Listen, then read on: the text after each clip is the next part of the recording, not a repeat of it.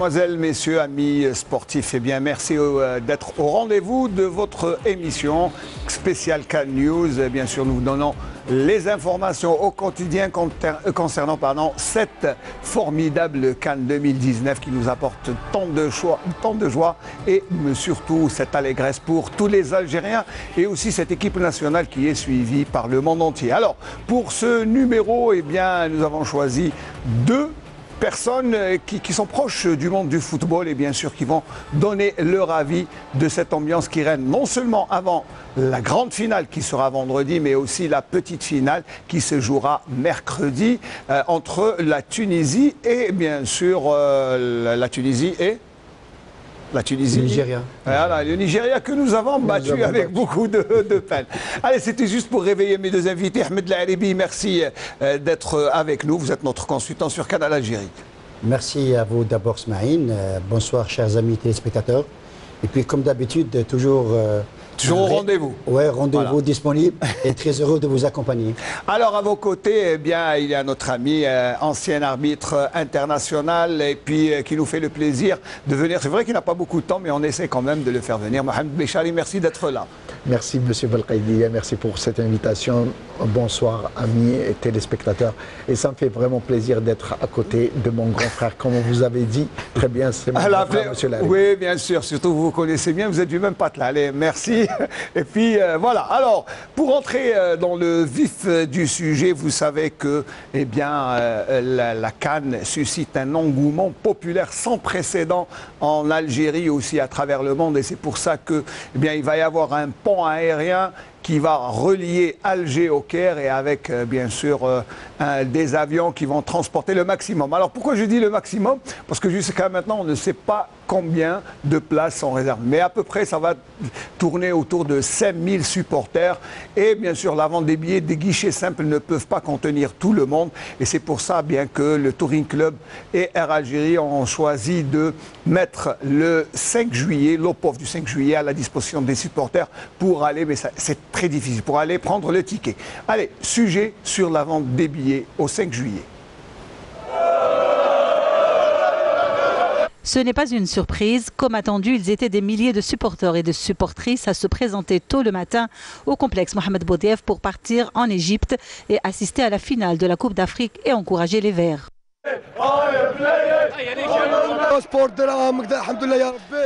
J'ai mon passeport et l'argent. J'espère que tout se passera bien et qu'on reviendra avec la coupe. Vive l'équipe nationale et vive l'Algérie. Mon fils travaille, je n'ai pas voulu qu'il s'absente. Il m'a chargé de lui acheter son billet. J'aurais voulu l'accompagner. J'ai passé la nuit ici. Nous sommes de tout cœur avec l'équipe nationale. J'espère qu'on aura la coupe. J'espère qu'on vaincra et qu'on ramènera avec nous la Coupe d'Afrique. On a pris la route à 1h du matin. On est venu d'Oran. Nos rêves se sont réalisés, je n'arrive pas à y croire. J'attends depuis 4 jours. Le transport prévu pour la nuit de jeudi à vendredi de quelques 4800 supporters vers le Caire et la vente des billets d'avion a requis une organisation minutieuse. Le supporter doit être en possession de son passeport biométrique, la somme d'argent nécessaire, un extrait de naissance et 2 photos. En retour, nous lui remettrons ce bon. Ensuite, nous terminons la procédure pour éviter un éventuel problème par la suite. من بعد حنا ناخذوا كل الجوازات هذوك بارف في لي باك ونحبطوهم يتسيزاو يعني بور فاسيليتي لاطاج. Tous ces aficionados prêts à faire le déplacement au pays des pharaons ont un double objectif, encourager les Fennecs et ramener la coupe. Alors ramener la coupe, bien sûr, je pense que eh bien, ce pont aérien et le transport des supporters vers le Caire pour cette finale vendredi, je pense que ça va faire plaisir aux joueurs, n'est-ce pas messieurs? Je pense que l'apport des supporters est indéniable pour une victoire, n'est-ce pas Ahmed? Oui, tout à fait, Ismaël. Vous savez, à ce stade de la compétition, là, quand on voit les Algériens, passeport à la main, faire la chaîne et venir de partout, de tous les coins du pays, c'est très intéressant parce qu'ils savent quelque part que cette sélection leur a procuré d'abord de la joie, du bonheur, du partage. Donc espérons qu'on aura la 2e étoile. Bah, Inch'Allah, oui, alors 2e étoile, mais ça passe aussi par le 12e homme qui se part. C'est vrai, pourquoi je vous donne la parole sur ça? Parce que on est tous concernés. Chacun veut partir, mais ça ne va pas être possible. Il faudra, mais c'est difficile quand même. L'image frappante, si vous constatez les images, c'est toutes les paliers, c'est-à-dire tous les niveaux de société qui veulent partir en Égypte. L'équipe nationale, elle a toujours été soutenue par son 12e membre, qui est le public. On parle de Shab, on dit toujours le peuple. Le peuple, on voilà. On ne parle pas de supporters, on parle de peuple. C'est le peuple qui est toujours, il va transcender, Inch'Allah, cette équipe nationale. Et c'est le souhait de tout le monde. Sincèrement, hein, Monsieur Béchali, moi j'ai été impressionné par la dame qui dit, moi je suis venu pour acheter le billet à mon fils. Lui, il ne peut pas, il travaille. Moi, je suis là pour... C'est ce que je suis en train de dire. Toutes les paliers, c'est-à-dire tous les niveaux de société sont touchés et tout le monde veut partir. Moi, avant de venir ici, il y a des personnes qui m'ont appelé et me dire quelle est la procédure pour partir en Égypte. Et je sais que le stade ne va pas contenir tout ce peuple. Je souhaite la manière de partir, faire très attention là-bas, que ce soit des voyages organisés avec des gens bien, que tout ce flux de supporters doit être canalisé dans le bon sens et l'intérêt de l'équipe nationale, parce que notre équipe nationale, elle a besoin de ses supporters, elle a besoin de ces gens-là, parce que le 12e homme, il a été toujours présent. Il est très important. Ahmed Alibi a été joueur, il sait que un stade vide, c'est désolant. Alors un stade plein, surtout dans un pays qui est loin, comme l'Égypte. Donc je pense que les joueurs vont être galvanisés par la présence des supporters. Vous savez, Ismaël, je vais essayer d'expliquer ça par expérience en tant qu'ancien joueur. À un moment donné de la partie, une partie qui est vraiment très intéressante contre le Sénégal, vous savez, il y a des moments faibles dans la partie. Et des moments forts où c'est dans ces moments faibles que les joueurs de la sélection ont grand besoin de l'apport comme a dit Mohamed tout à l'heure, pas des supporters mais du peuple algérien. Et puis moi je retiens ce slogan, le slogan que tout le monde crie très haut, Chaburi de la Coupe d'Afrique. Donc j'espère qu'on va la ramener. C'est vrai que le peuple veut la Coupe d'Afrique, mais nous aussi, hein, on fait partie du peuple. Alors juste pour rappel que le sujet était de Nakhla Oqbi, et on la remercie bien sûr, c'est elle qui nous a fait le sujet. Alors en parlant de supporters, vous disiez, toutes les franges de la société sont représentées. Les vieilles, les petits, les vieux, les moins vieux, les jeunes, c'est tout le monde. C'est incroyable, c'est tout le monde qui veut partir. Et je vais rajouter une seule chose. À un moment de la rencontre, on a des moments faibles. Les joueurs, ils ont besoin de cette force, de dépasser les capacités physiques qu'ils ont besoin. Et cette décharge d'adrénaline, c'est le supporter qui va l'offrir à son équipe. Alors là, je vais m'adresser au docteur et non pas à l'arbitre. Alors, docteur Béchali, c'est vrai que dans le moment du match, il y a une tension extrême, on sent des sueurs, on a plus faim, on a soif, et ça veut dire quoi exactement? Médicalement parlant, expliquez-nous ça. C'est le stress.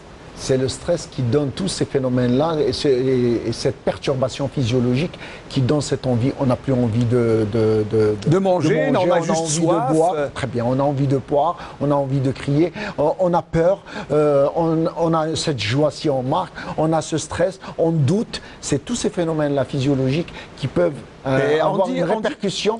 Alors on dit généralement cardiaque, s'abstenir. S'abstenir, oui. Il y a des gens qui hypertendus. Bien sûr, il y a une tension, surtout les hypertendus, il faut éviter ça. Même les diabétiques, ça peut faire monter la glycémie. Il faut faire très attention. Mais on évite ça, on ne parle pas beaucoup plus de ça, mais je souhaite du fond du cœur. C'est à cause de ça que je vous dis que ça doit être canalisé. Ce flux de supporters, il est incroyable.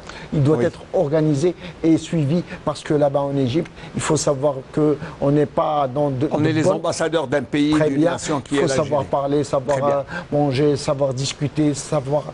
Ça, c'est très important pour notre public. Et savoir surtout soutenir. Notre objectif, c'est soutenir notre équipe nationale et gagner cette Coupe d'Afrique. Parce que sur le plan technique, public... sur le plan technique, on va demander à Ahmed Alibi, bien sûr, de se préparer. Mais on est les meilleurs. D'abord, avant de parler sur le plan technique, je vais vous proposer, mais vraiment un petit sujet qui nous vient de nos collègues de la station d'Oran. Un petit portrait sur El Hadja, qui n'a plus 20 ans, mais qui est là et qui nous surprend avec bien cette ferveur.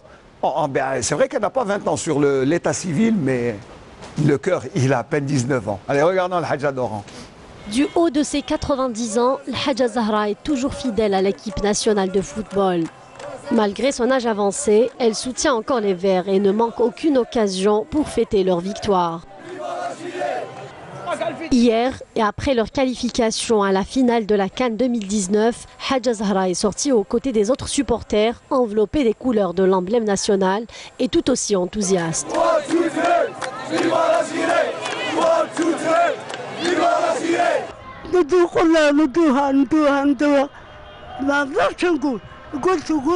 ندوها ان شاء الله بربي ما نكذبش انا تحيه الجزائر وبانت لها كنزينها بالالوان الوطنيه باسكو راجلها مجاهد الله يرحمه ويسع عليه وهي تاني عاشت الصغر تاعها في الثوره الجزائريه. مناسبه خاصه وثمينه جدا باسكو كما قال لك عيد الاستقلال وعيد فرحة الكرة القدم ثاني. 29 ans après, l'Algérie a arraché sa place en finale de la CAN. Une finale dont attendent beaucoup les Algériens. Allah Iberk, c'est vraiment émouvant de voir ça, hein, n'est-ce pas, Ahmed? Oui, c'est émouvant et puis c'est ça la magie du football, Smaïl. Vous connaissez ça. Le football apporte cette joie. Oui, c'est le mystère du football parce que il n'y a pas d'âge, il n'y a pas de limite. C'est comme ça. Et puis tout le monde espère parce qu'on est confiant, on est en sécurité. Ça, c'est intéressant.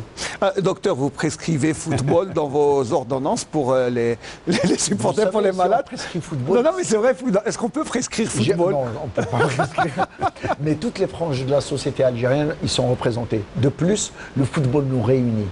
Et ça, c'est une très très belle chose. Aucune chose ne peut nous réunir à part le football et ça donne cette joie. Et regardez, hein, je peux vous dire qu'il y a des gens qui sont démunis.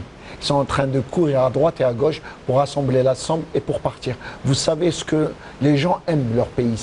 C'est incroyable. C'est un dévouement extraordinaire pour non seulement l'équipe nationale, mais pour les couleurs nationales et cette équipe qui nous apporte bien sûr joie.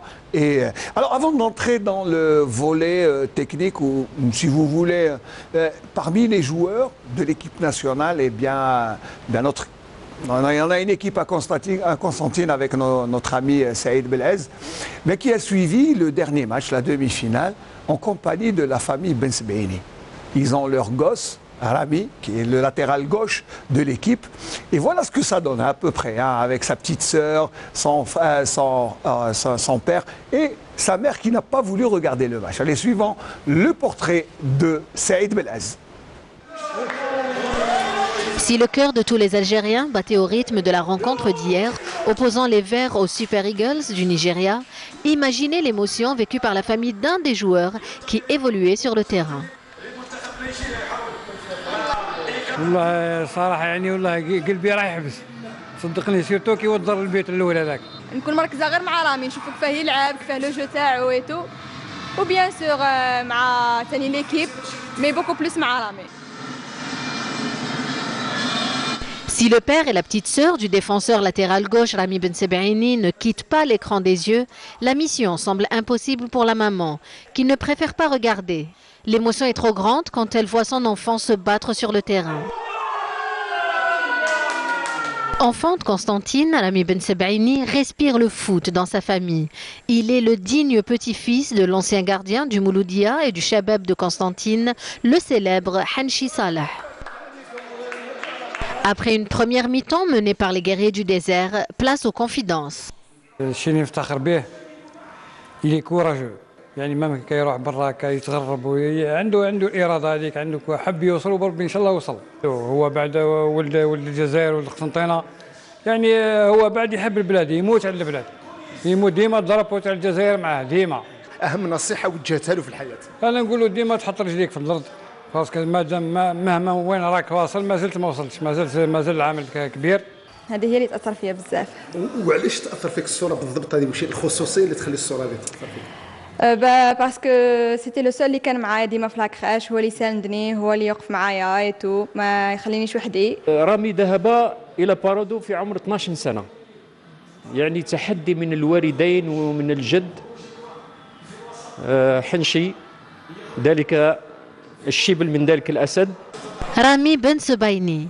Il est clair que ce garçon fait la fierté de sa petite famille avant de le faire pour sa grande famille, l'Algérie.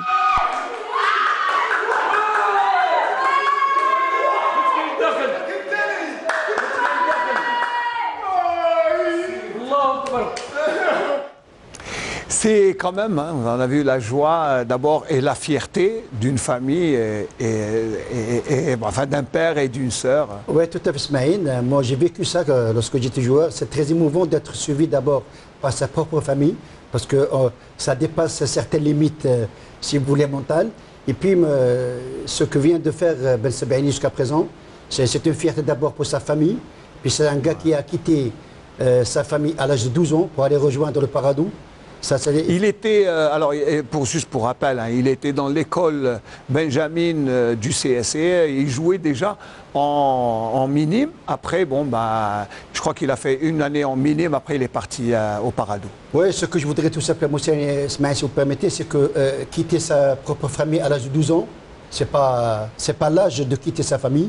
Il a fait ça, il a réussi. Et puis moi, j'ai jamais pensé que le grand-père de... Oui, Saleh Henchi. C'est Henchi, je ne savais pas. Oui, c'est son grand-père du côté mal. Oui, oui. Donc là, ça veut dire que bah, le football, c'est dans les gènes. Oui, c'est héréditaire. C'est héréditaire.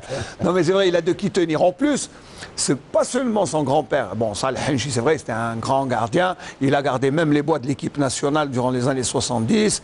Il était le gardien du CSC après son départ au MOC, avec qui il a vécu les plus belles années quand il a fait les 2 demi-finales. Et puis, Henchi était quand même un grand monsieur. C'était un grand monsieur, et puis moi, il est plus âgé que moi. J'ai eu l'occasion de le voir certaines séquences. Puis c'est un gardien très courageux, avec un très bon morphotype, un très très bon gabarit aussi. Et aussi, quel charisme. Vous ne l'avez pas vu, vous ne vous souvenez pas? Non, j'étais trop jeune. J'ai pas, très bien, j'ai pas eu l'honneur. 70, c'est la date de naissance. Mais moi, je l'ai vu jouer. Bon, comment ça? Moi, je suis pas un dinosaure. Je venais de naître. Mais la fierté d'une famille d'avoir un fils pareil, je suis sûr que toutes les familles algériennes sont fiers de notre équipe nationale, chacun de sa manière. Il y a des gens qui ont leurs enfants qui sont dans l'équipe nationale, c'est tout à fait normal qu'ils réagissent comme ça. Mais le but de Mahrez, je peux vous dire que il a choqué, vraiment, on était d'une fierté. C'est une explosion de joie indescriptible. Vraiment, on ne s'attendait pas. Moi, j'avais un pressentiment. Mais on avait tous un pressentiment. Je me suis dit, mais j'espère qu'il ne va pas rater son tir. Mais il a mis dedans. C'était une explosion de joie de toutes les familles algériennes. Mais avoir un fils, moi je parle de ma personne. Maman ne comprend rien au foot. Elle ne comprend même pas. Elle voulait que vous soyez médecin. Votre papa voulait que vous soyez arbitre. Très bien. Voilà. Je vais vous dire une anecdote. Elle me dit pourquoi on leur donne un ballon pour 22 joueurs. Que chacun lui donne un ballon. Mais je vous assure qu'elle est arrivée à comprendre l'arbitrage et à suivre son fils. C'est le même cas de M. Ben Sebaini et tous les autres joueurs. Je sais que leur maman, leur papa, ils les suivent très attentivement, et même dans leur carrière. C'est très important d'avoir un support familial derrière. L'environnement familial est très important pour un joueur. Allez, nous, on va se reposer un peu. On va écouter un peu de musique, puisque le football aussi génère de la musique. On est gavé de clips et on écoute les chansons pour l'équipe nationale avec beaucoup de plaisir. Allez, on se repose. Pause musicale et on revient.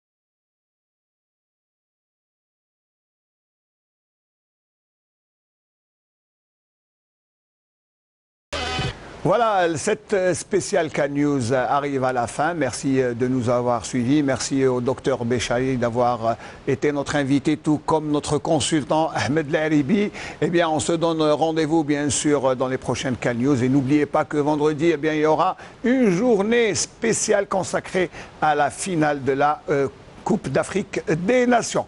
Merci, au revoir.